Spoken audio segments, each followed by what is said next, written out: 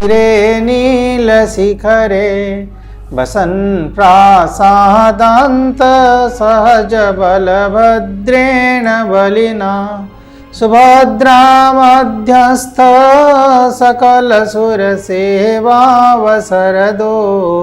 जगन्नाथ स्वामी नयन पथगामी भवतु मे। सरस्वती श्रुति महती महीयता तीर्थक्षेत्र भक्ति पटल रे मु आपण मानंको वास्तुशास्त्र भित्तिक कार्यक्रम रे स्वागत जनाउछि। श्री सदाशिव परिसर केंद्रीय संस्कृत विश्वविद्यालय अध्यापक ज्योतिष विभाग अध्यापक डॉक्टर ज्योति प्रसाद दास किछि नुआ कथा को नहीं आपण मानक सम्मुख रे आज आमे माने उपस्थित अछु। आमे घरटी जितेबाला आरंभ करुचे समस्ते चिंता करुचे जे घरटी माप केते रहिबो, को प्रकार माप रहिले गृह पई मंगलमय हबो। एथि निमंते वास्तुशास्त्र अनेक महत्वपूर्ण तथ्य मान वास्तुशास्त्र रे दिया जाइछि, जहाँ आम ओडिया रे गृह बंध बोली कही था। यह संस्कृत रे आय नाम रे कह जाइछि। तेरे चलନ୍ତୁ शुणिबा। विस्तारेण हतं दैर्घ्यं विभजेत् अष्टविस्तत यत्शेषं संभवेदायो ध्वजाद्यास्ते सुरष्टधा ध्वजो धूमो हरिस्वागौ खरे भौ वायसोष्टमा पूर्वादि दिक्षुचाष्टानं ध्वजादीनां अपि स्थिति। घरटी तैयारी करबा समय रे आमे मानसिक स्तर प्रस्तुत हवा दरकार जे मो घरर दैर्घ्य केते रहइबो, विस्तार केते रहइबो। चाल घर, माटी घर, पर्णकुटीर घर, आजबेस्टस घर, टीण घर एतरे विशेष असुविधा हुए नाही बोली आमे माने आपण माननकु बारंबार कहि आसुछु। किंतु छात घरटी निर्माण करबा समय रे हमकु बहुत कथा ध्यान देबाकू हुए। दैर्घ्य विस्तार रा चयन करा जाए। कुछ दैर्घ्य विस्तार को गुणन करने द्वारा जहाँ फल आसे ताको 8 रे भाग दे देले आमे जो शेष मान पाई थाउ से ताहा द्वारा आमे आय बोली जानो, घरर बंध बोली आमे ताको जानो। ए बंध 8 प्रकार। 1 हैला ध्वजबंध, 2 हैला धूम्रबंध, 3 हैला सिंहबंध, 4 हैला स्वानबंध, 5 हैला वृषबंध, 6 हैला खरबंध ताको गर्धव बंध बोली मध्य कहा जाए, 7 हैला गजबंध, 8 हैला बायस बंध माने काकबंध। तो ये जो 8 प्रकार बंध व्यवस्था करा जाइछि यार फल मध्य अछि।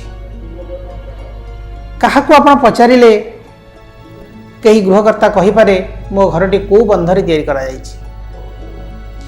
ये जेते बंध 8टी बंध हमें पढ़िले बा 8टी बंध विषय चर्चा कले से 8टी बंध सबु बंध शुभ नुहे।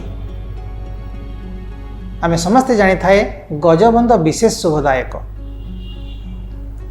जेते विषम बंध अछंती बा विषम आय माने अछंती से विषम संख्या गुड़िक अर्थात ध्वज, सिंह, गो आउ गज। ध्वज, सिंह, गो, गज एमाने बहुत शुभ फल प्रदान करि थांती गृह निर्माण समय रे।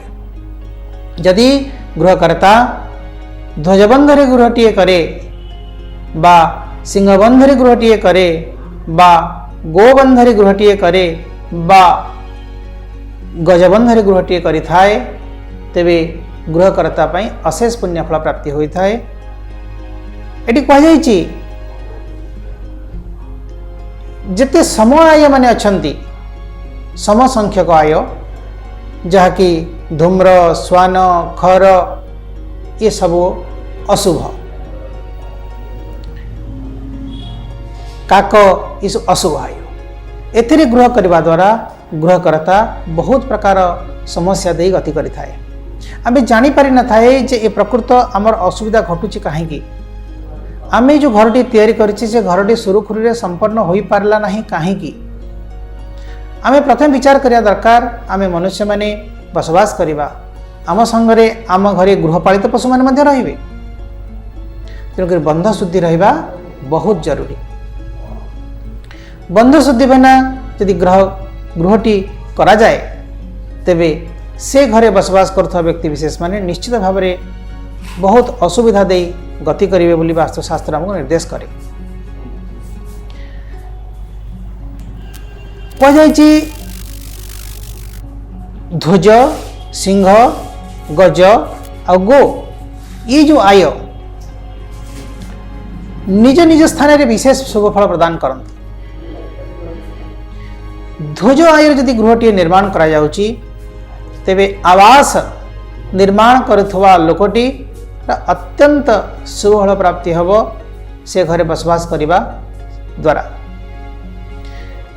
यदि गोबंधन में घरटी करुचे तेबे यह मध्य शुभ अटे किंतु यदि आमे गोशाला इत्यादि करने को चाहूचे यदि वृषबंध रही अनंत शुभ फल प्राप्ति हब अर्थात गोशाला द्वारा आमर जीवन जीविका आजीविका बहुत भल संपन्न हम गो संपदार वृद्धि हम। तेणुक गो वृषबंध जहाँ को गोबंध बोली कहुच्छी से बंधटी अत्यंत शुभफल मनुष्य मान गृह निर्माण हो पारे सत किंतु वृषबंधरे जदि आम गोशालाटे निर्माण करुचे ताले निश्चित भाव में अनंत पुण्यफल प्राप्ति हम अर्थात गो संपदार वृद्धि हम।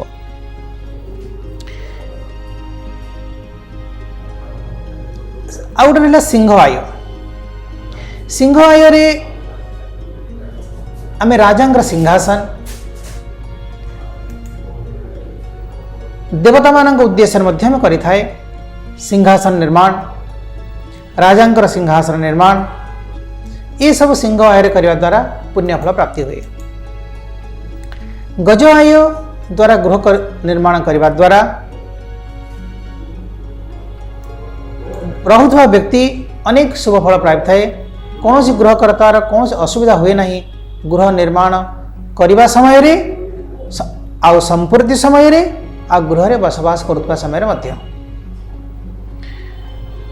आ गोटे कथा कहुच्छी जो व्यावसायिक दृष्टि वृष आय को यदि ग्रहण करा जाए को प्रकार काम पाई ना भोजन पात्र निर्माण जोटी भोजन पात्र निर्माण करा जाउची से स्थान रे यदि वृषाय प्रयोग करा जाउची ताहले मध्य कौन असुविधा हम ना बहुत प्रकार भल बिजनेस चलिबो।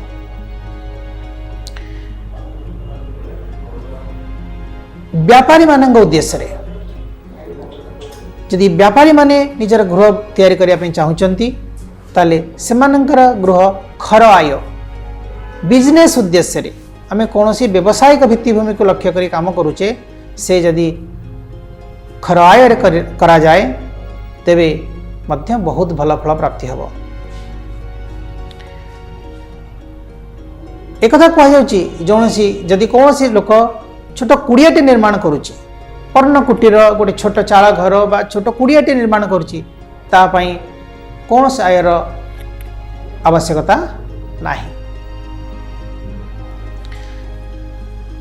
आम जानी रखिबा सर्वतो भावेन प्रासाद निर्माण हैला नगर निर्माण हैला गृहटी निर्माण हैला वृष सिंह ध्वज गज ए आय को प्राधान्यता दवा। या द्वारा जागा माने वास्तु भूखंड पर्याप्त मात्रा अच्छी तले आमे विशेष ध्यान देवा गज आय को ध्वज आय को मध्य दे परिबा किंतु गज आय सर्वत भावेन सबो कार्य करिबा पई उपयुक्त हुए बोली वास्तुशास्त्रकार माने निज निजर मत प्रदान करि अछंती। एबे जानिबा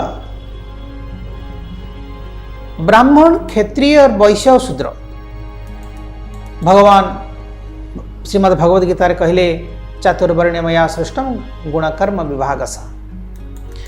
तो कह जाउची ब्राह्मण वर्ण लोक पाई को प्रकार आय, क्षत्रिय वर्ण लोक पाई को प्रकार आय, वैश्य वर्ण लोक पाई को प्रकार आय और शूद्र वर्ण लोक पाई को प्रकार आय, अर्थात को प्रकार भूखंड से चयन करने दरकार। तो ब्राह्मणेषु ध्वजासस्त, ब्राह्मण वर्ण लोक पाई ध्वज वर्ण ध्वज टी सस्त, ध्वज माने ध्वज आय टी सस्त, जहाँ को आम ध्वज नामक संज्ञा दे थाए, तार ना हूँ ध्वज एथिपाई जे जेमिति पताका सबुबले फरफर फरफर उड़ी चली थाए, कौन सी रुकावट से नहीं, अर्थात ब्राह्मण वर्ण लोक पाई ध्वज आय चयन करा जाए तेबे निश्चित भाव में तापे सुफल प्रदान करिवो। एथिपाई कहा जायछि ब्राह्मणेषु ध्वजासस्त। आउ प्रतीच्यम कारयित मुखम, आ ध्वज आयर यदि करिबा पश्चिम दिग को तार मुख हवा दरकार। कौच सिंहश्च भूभ्रताम सस्त, भूभ्रत माने क्षत्रिय वर्ण, क्षत्रिय वर्ण लोक मान पाई प्रशस्त आय होची सिंहाय, यार मुख उत्तर को हवा भल। विषाम वृष प्रागवदने, वैश्य लोक मान पाई वृष आय को प्राधान्यता दि जाइछि। आउ प्रागवदन माने घरर मुह पूर्व को रहिबो। शूद्राणां दक्षिणे गज, शूद्र मान उद्देश्य रे दक्षिण दिग को प्रशस्त करा जाइछि। आउ गज आय द्वारा गृह निर्माण करने द्वारा गृहटी अत्यंत शुभ फल प्रदान करिबो। ये हूँ चारि वर्णर शुभ आय। तेबे आज समय हो जाइछि, आय विचार को आम एट रखा, पुणी नुआ अध्याय आपण मान सहित आम भेट हबु। सेतेबेले पर्यंत आपण माने समस्ते भल रहंतु। जय जगन्नाथ, नमस्कार।